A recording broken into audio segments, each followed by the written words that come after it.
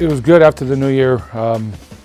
Get back to Huff, wrestle at home. You know, we've been on the road for most of the first half of the season, but you know, as I tell our guys all the time, after January 1st, the wrestling season is a blink of an eye because a lot of times you're wrestling on Friday and Sunday.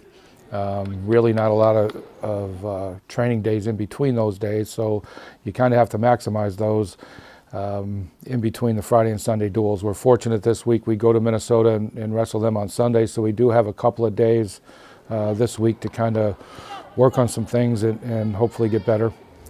Big weekend last weekend, 2 home meets, 2 tight meets. Interestingly enough, we've had 3 Big Ten duels this year, and all 3 have ended 18-17.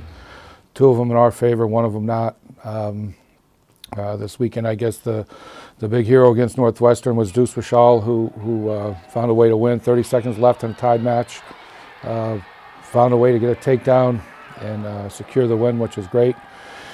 I think, you know, with a handful of young guys in our lineup, you know, the way I look at it a little bit is or the way I see it, there's a little bit of inconsistency. You know, we have a really strong performance out of some of them on Friday and not so good on Sunday. So for me, you know, there has to be a lot more consistency with those younger guys in terms of their approach, you know, how they're making weight, how they're preparing themselves, just a lot of details. And I think, you know, our older guys need to sit down with them and talk to them a little bit. And it's something I'm going to discuss with them today at practice.